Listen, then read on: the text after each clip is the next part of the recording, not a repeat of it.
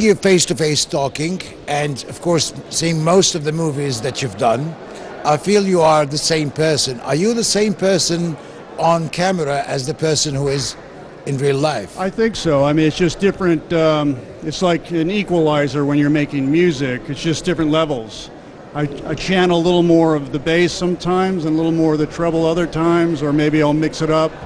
But I can't really make a movie or play a part unless I've had some sort of emotional connection to the way the character is written, that I can understand the character. Because I don't really like the idea of acting.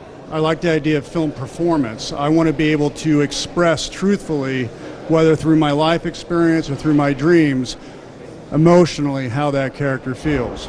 There's always some kind of a message that you're trying to send out in most of the movies, especially the ones starting the 90s. There's so much that you wanted to always send a message with every single film. Is this like a precondition you set before you accept a script?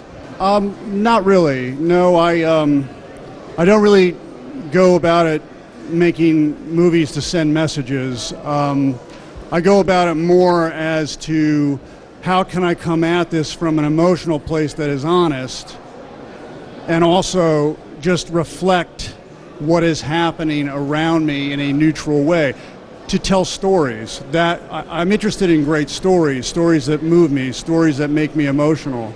I'm not so much interested in sending messages. But you make it a point that there's something that says that Nicolas Cage, when he's done this particular role, he ended up with being somebody whom we sympathize with. Even when you're a contract killer, I mean, we sympathized with you. Whatever you did in Face Off, we hated you, we liked you, we hated you.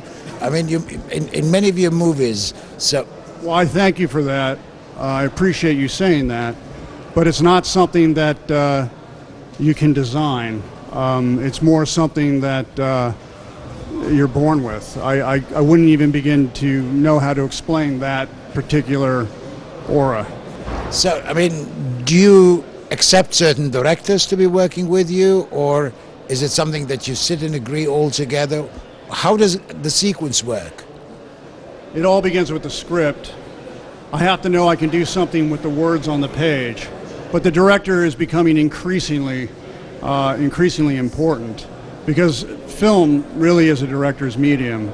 But a great performance, perhaps even more than a great director, if you give a great actor or movie star a terrific script, he can really affect people in a deep, or she can affect people in a very deep way, perhaps more so than any other element. You have, I think, a couple of films in the post-production right now, waiting to be released in 2018 and 2019. I'm very excited about two movies that are more in the thriller aspect. One is called Mom and Dad, which my friend Brian Taylor directed. And it's a completely wild movie, like a bad dream, about parents who inexplicably decide to become violent towards their children.